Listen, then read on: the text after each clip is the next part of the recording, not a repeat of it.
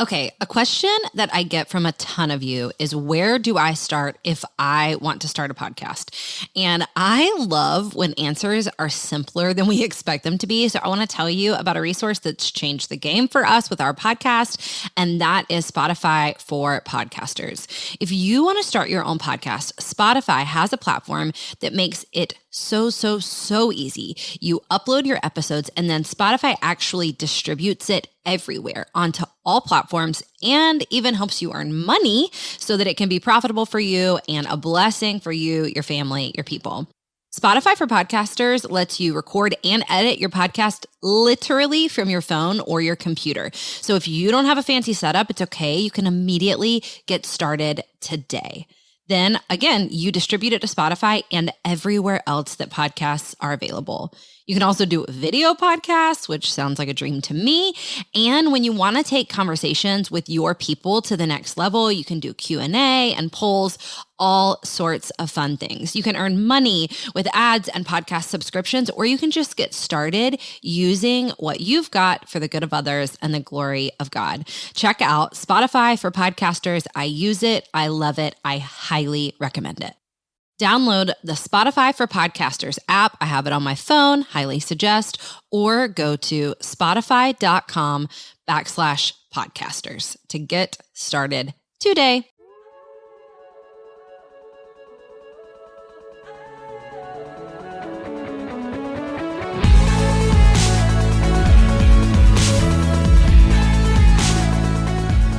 Hey friends, you're listening to the Go and Tell Gals podcast, and I'm your host, Jess Conlon. In most of our episodes, we'll have a guest, a woman who is running on mission right where she's at. We pray this podcast leaves you encouraged and spurred on to go and tell the good news. Hey friends, you are going to love this episode today. We have my good friend Ruth from Grace Laced, and thank you so much for taking a minute to talk to us and share with us about where you're at right now. I am so glad to be here, Jess. Listen, you are a woman on mission. You have a lot of things on your plate. You are an artist. You are an author. You are a mother. You are a minister of the gospel. So will you just give us a quick snippet of what life looks like right now? Yeah, sure. You know, I am a mom of 6 boys. My oldest is 16 and my youngest is 5. And after a decade, almost 2 decades of full-time ministry work alongside my husband, who was a pastor, founding a school where he was a headmaster, the roles in our season has shifted. And currently we are full-time with Grace Laced, a business we're running with my artwork and writing. But that's opened up to being also a platform where I get to speak to women around the country, and I'm now writing books as well as you are. And it is seriously an unexpected opportunity to minister the gospel in ways that I never thought would be possible. So we are in a season of just really welcoming these new opportunities and yet trying to be wise about the ministry right at home and the ministry right in our local community. And that is a new area for us. We recently moved this last year. So life currently looks like starting all over in a new town, in a new state, with new friends, new church, new everything, and even some new staff to Grace Laced. Yeah. But every day, just trying to be faithful right at home, as well as work in this space that we call the World Wide Web, where we're all so interconnected. And so there's a whole lot of hustle going on every day, and just learning how to manage things in a different way than maybe I did 10, 15 years ago. Okay, here's what I think a lot of women may not know, but how did all of this get started for you? That's a good question. Yeah. The blog Grace Laced formed out of me being a pastor's wife and a young mom, and literally wanting to know that the gospel, that the grace of God was woven in and out of my life on the daily, because it was really like I could preach it, I could speak it, I could minister about it, but in my everyday life, I was having a hard time knowing how it wove through sweeping up crushed Cheerios on the floor or changing the millionth diaper for the millionth time or whatever. And so that blog started almost 12 years ago. And the business side of it only started 5 years ago through just the rise of social media and me being in a different season of life where my littles were not needing and demanding as much energy. And so during nap time was a time when I started getting my paints out. And I love that your business started as Nap Time Diaries because it really was formed similarly in a season where that was the only space I had was during little bits of time during nap time where I pull my paints out and shared it through the blog and through Instagram. And that really started being an opportunity for me to show my work. And Instagram just made it really easy for me to share small devotional thoughts along with my artwork. And that kind of blossomed into what it is today. I love that. Okay, is there a part of what you're doing right now, just work-wise and ministry-wise, that feels more challenging than the other parts? Oh, absolutely. I mean, I think, and I know, Jess, that you would agree with this, but I think one of the things is that we weren't meant to live on display all the time in such a public showcasing all the time. Social media is not really a natural state for us all to minister. And we're made to have relationships and to rub against other folks who we're cooking with and raising children with and living life with. And while I'm super, super grateful for everything I get to do because of social media, I think the rub and the difficulty and the challenge is I cannot produce and put out content that doesn't come from a place where I'm truly nourished and growing myself. And so I think the challenge is always that we live in such a hustle world and such a production-oriented world. And the nature of what I do requires that I'm constantly one step ahead of my own team, my schedule, my writing deadlines. All those things require so much that it's really easy to neglect the inner life. It's really easy to neglect things of priority that are unseen, because what is seen is constantly produced and thrown out there. And we feel the pressure. We feel the pressure of what's coming up next. What is the next release? What's the next launch? What next book is coming out? What we need to say on social media. Those are all things that can dictate our schedule more than a proactive decision to form your inner and unseen life in a certain way. And so I think that's where I'm really feeling and sensing that challenge in my life, is wanting to not burn out and find myself on the other side of all these wonderful opportunities and wonder why I'm saying all these things if I don't necessarily see it at work in my life in a vibrant and, as you say, abundant way. And I don't feel like any of it is faking it, but I also know that it's so easy to produce not out of an overflow. And so that's my top priority right now, is to make sure that those things are in order. That's so good. Okay. I rarely do this, but I shared that I was going to be interviewing you on Instagram and just asked women if they had any questions. A few came out that I'd love to see if you wouldn't mind answering, just because I do think they'll so free women up to hear what you have to say. I mean, the one that came up multiple times was, how do you balance homeschooling and small business and all that you do? Oh, this is a great question. And I am an open book, and I love to be honest about this. I've said this over and over again, but I really don't think balance is really even possible. I think it's constantly adjusting and reprioritizing daily what this season or what this day requires most of you.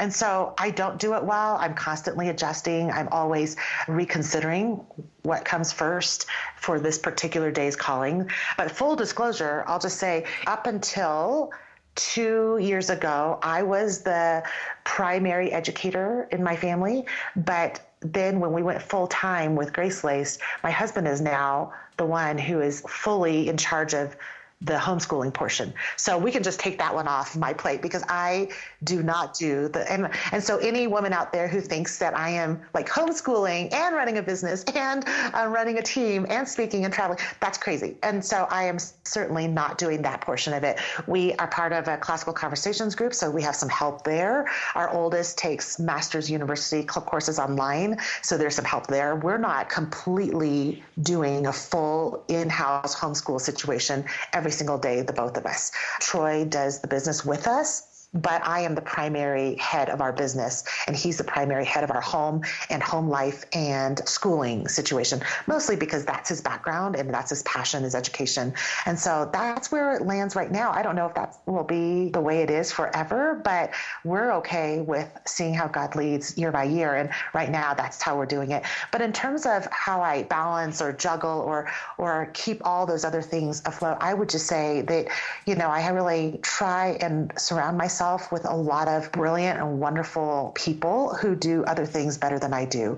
Meaning, I know what I'm called to do. I'm called to write and paint and cast vision, but I can't manage the books. I can't manage the shop online. I can't do all the nitty gritty.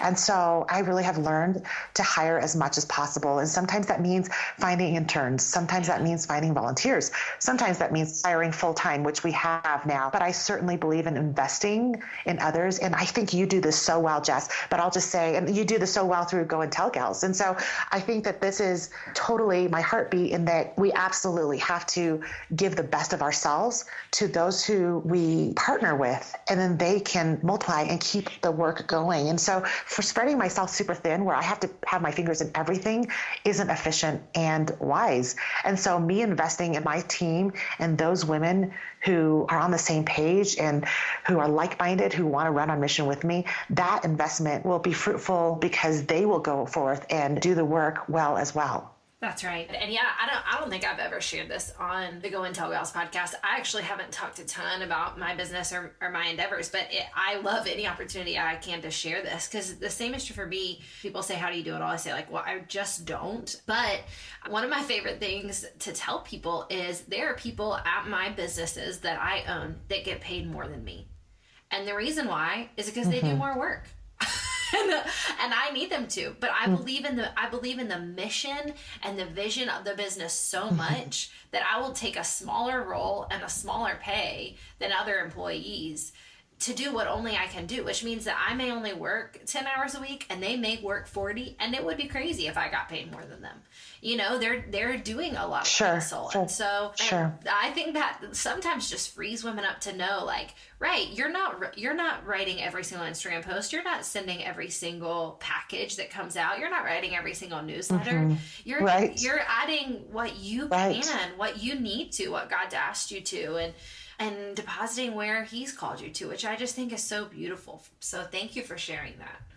Well, and also I think just in terms of alleviating any pressure that other women feel is we forget that not everyone's family life is going to look the same, and that we currently are not running our kids to any after school sports. That is not what we have going currently. We're not in a sports team. We're not in that particular arena right now, right? And that has changed. There have been times where we were running track. There were times when we were doing cross country and we were doing soccer, but that's not our current season.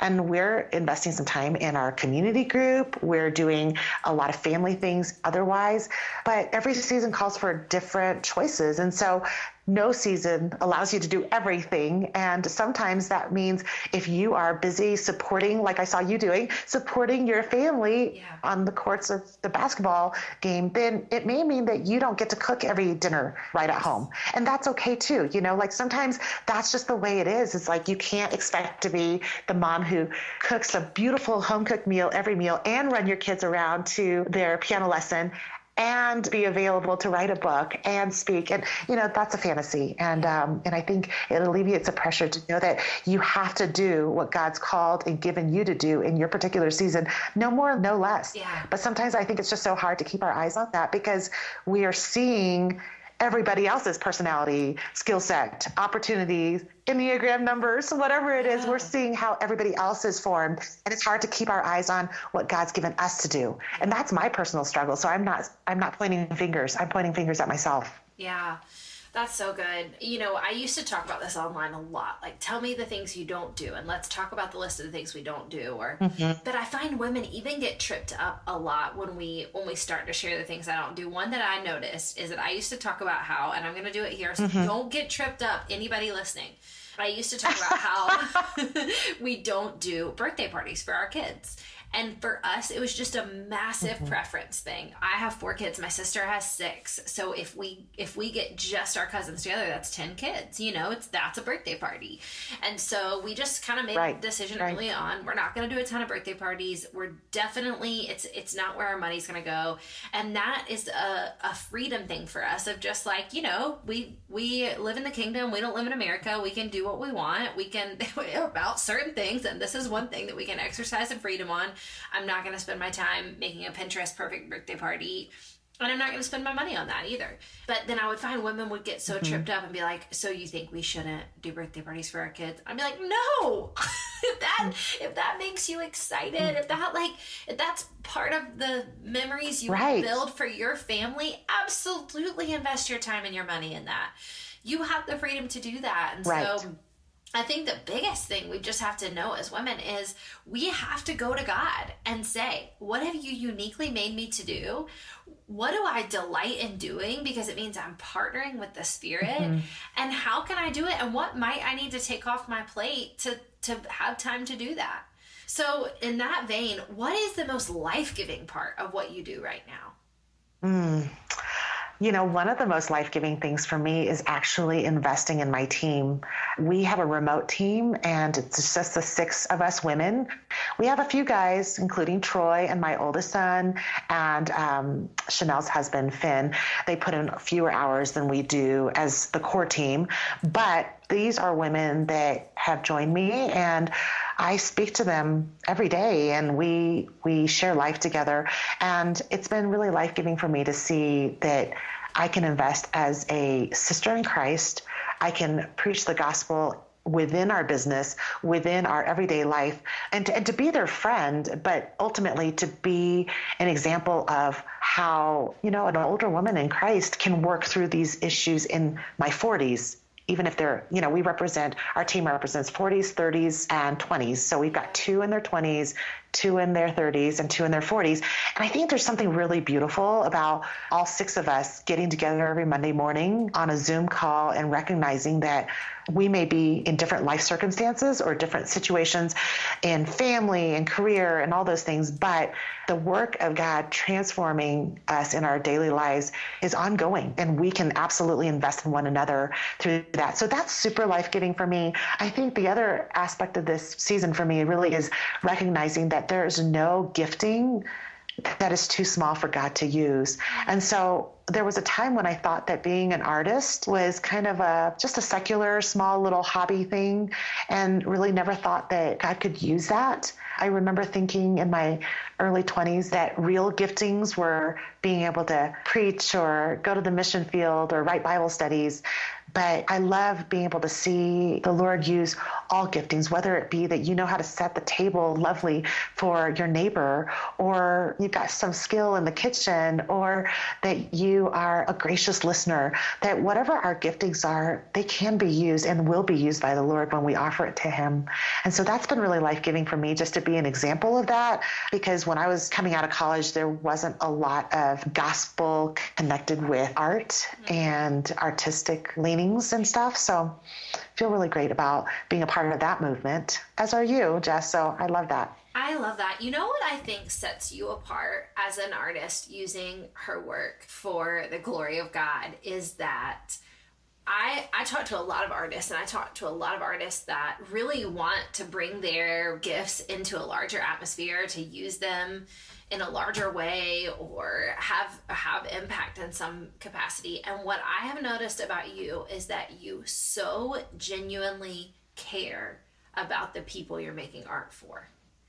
And if I could capture that and hand that to other artists, it's just such a powerful tool. And so there's an artist who comes and says, this goes for any art. This goes for singers. This goes for writers. This goes for painters, dancers, teachers, whatever it is that you bring to the table. And this is a lot of what Go and Tell Gals is about. But I find artists particularly struggle with it. And so there's just such a difference between saying, like, I love to make art. I'm good at making art. My art should be seen because it's mine and it's beautiful and God made me to make it.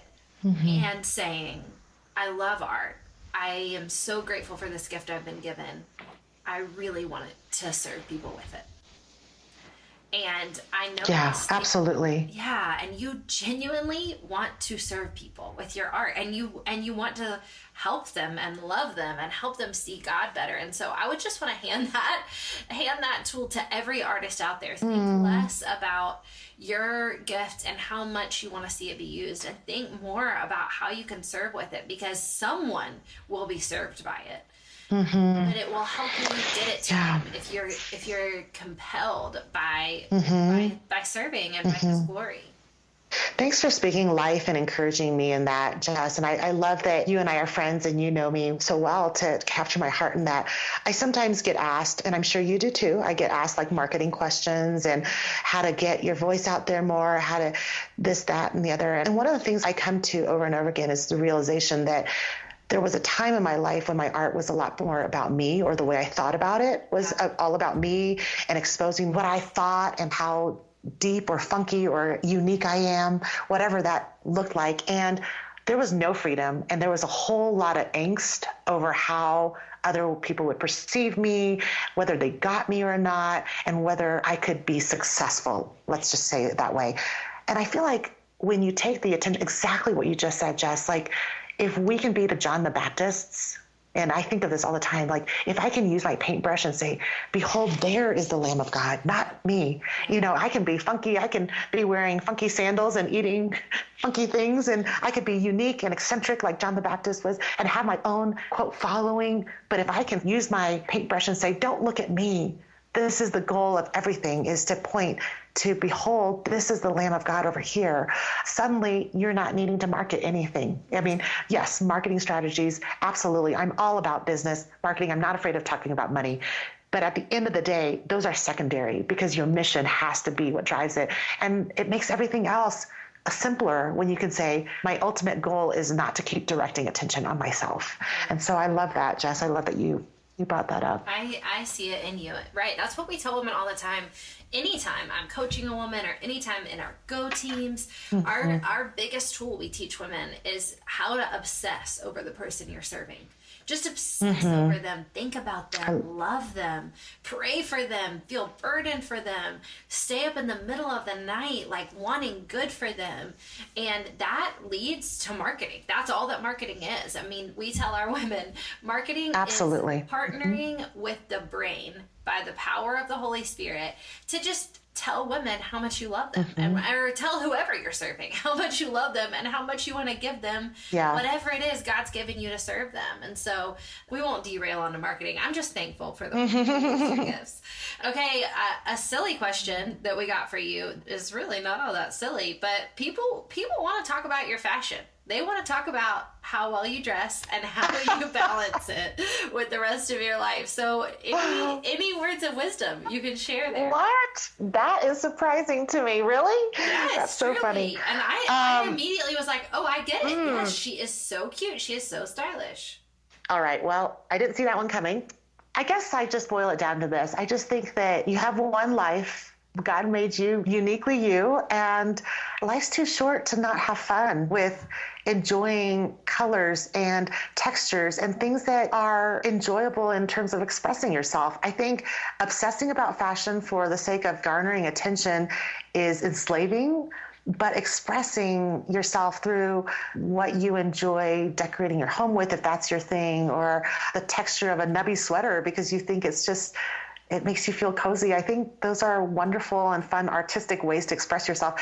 Maybe it's just the artist in me, but I feel like it doesn't matter what medium it is. You're given a blank canvas day by day to be an image bearer, and you can do that with your clothes as well. I guess I don't think I think about it so much, except that I just want to wear what I enjoy wearing and feel comfortable in. And I guess on a practical note, I would just say there was a time when I felt like I wanted to get a ton of clothes at a cheap price and keep real trendy.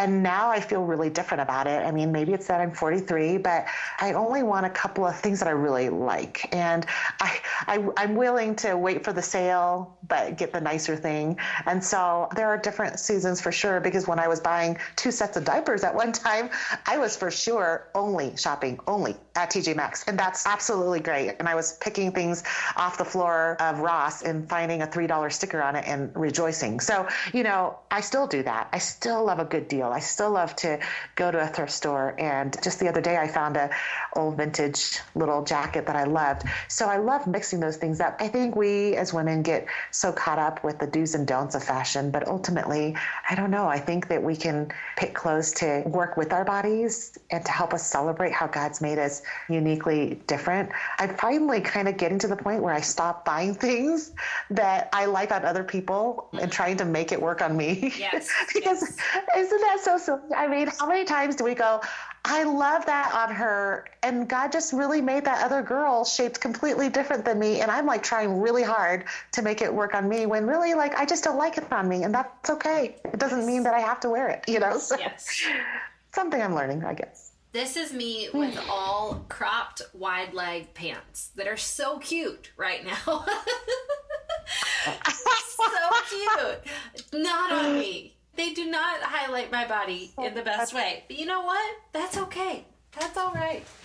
Are there any tools, tips, or tricks that God has handed you in this season of just balancing so many different forms of mission and ministry that have helped, that you would just say like, oh, I wish I had this 5 years ago or 2 years ago?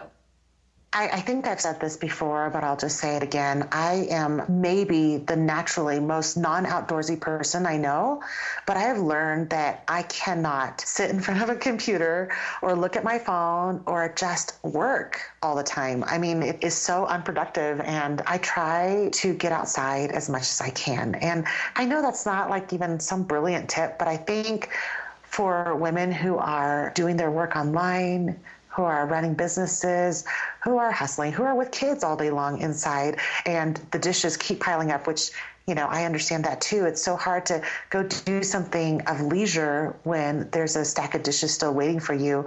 But I find that I can finish the dishes or fold the laundry or finish that one email that I've been trying to compose. I can do that so much better if I take my kid on a walk and just go run around and be silly.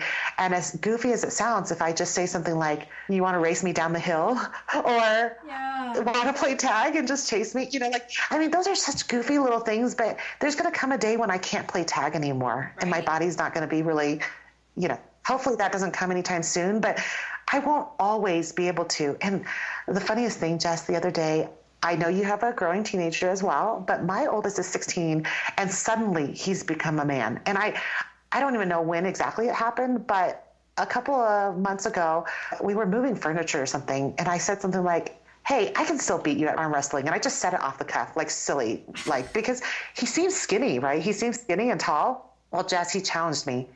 And I could not believe how quickly, like within 2 seconds, I was gone. I mean, he was so strong.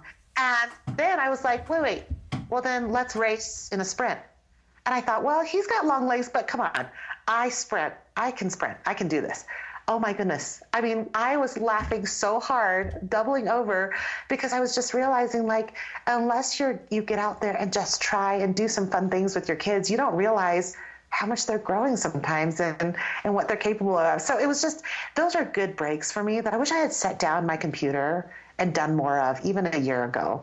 I think that we think we can hustle more to get more work done, but I think rest is actually the most productive thing sometimes, is to rest and to shut it down. I remember you even saying this a couple of years ago, just setting those boundaries of when you're not going to get on the phone, when you're not going to check email. And so I'm really finding that to be life-giving right now. Yeah, just get outside. I would say, if somebody asked me that question right now, I would say walks. Walks are really blessing me.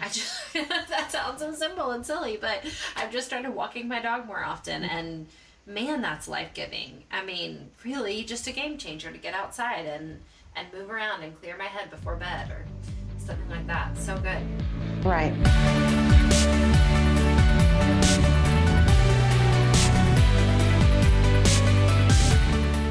Hey friends, we're going to break right here for a second, and I want to just share something quickly with you. A theme for me this year, I sense God taking me back to Psalm 18 and this idea that he has brought me out to a spacious place. And I want to live under the belief that he's brought me out to a spacious place. One thing I love about our partnership with West Rock Coffee is that they want to provide a spacious place for their coffee growers. They want them to feel encouraged. They want them to feel equipped. They want them to be given the tools they need to live abundantly and also to do their jobs unto the glory of God and change the world while they're at it. West Rock Coffee believes in people, and not just the drive to survive, but to live with dignity and to achieve greatness and to experience abundance right where they are.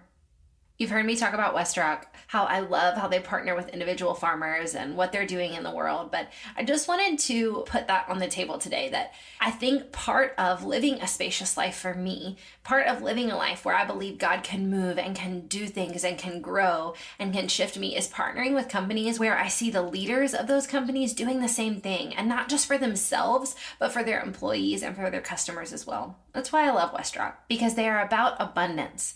They are about providing great opportunities, and they are down to change the world one cup of coffee at a time. You can get West Rock Coffee on my favorite place, Amazon.com.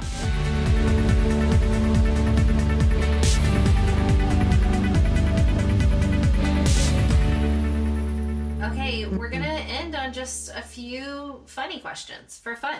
And maybe not necessarily funny, but is there a book you're currently reading that's been impactful or good? Absolutely. I think I posted about it a little while ago, but I made my whole team read 12 Ways Your Phone is Changing You by Tony Reinke at the end of the year. And I am finishing it right now. You know, let me just say this real quick. I think we as women always want to find formulas for success. We're like, just tell me, like what you said earlier, birthday parties or no birthday parties, 5-minute devotionals or 30-minute, you know, like we're always looking for somebody to tell us the answer. That book is not going to tell you how much is too much, when or how or do or don't. I think it's really for us to evaluate and consider our own hearts and where we're finding our fulfillment. And it's just really good. It's really good. It's not good because it will suddenly teach you what to do or not to do, but it helps give yourself a filter by which to think through all your actions, and a lot of which I'm sure you and I both have had to already come to just by nature of what we do online. We've had to form some of those filters ourselves. But I loved reading them and seeing it in print and just acknowledging that these are healthy things to think through about anything, but especially about our phones. So I'm loving that. That's good. Right now. I have that book and I didn't finish it, so that inspires me to go back and finish it. Yeah. I remember really liking it. I just got derailed. That's good. Okay, what's your coffee order? I don't think I know this about you. Well, for a long time, it was a skinny iced caramel macchiato, but right now I am obsessing over that salted cold foam cold brew at Starbucks. Yes. I don't know. That's just my thing right now. Okay, and where that do you guys... foam, it's just a happy... That foam. I know, right? It is just dreamy. Like, life's too short not to have foam. So, that foam. How far away are you from a Starbucks? You know, we just live right outside of the town of Durango, Colorado, which is a little tourist ski town. It's got super nice restaurants and all sorts of touristy things. So that's where Starbucks is. Okay. And we're just 15 minutes outside of town, so it's not bad. Okay. Because when I picture you like 2 hours from anything. Just because it's so beautiful and scenic. Yes, I would die. Let's talk about how much of a city girl I am. I would die. I would absolutely. I mean, I'm 45 minutes away from a Target, and it's not pretty. So I'm just gonna say, you know. I love it. Okay, you have so many public talents, but do you have a secret talent that nobody knows about? I have so many. You have no idea. No.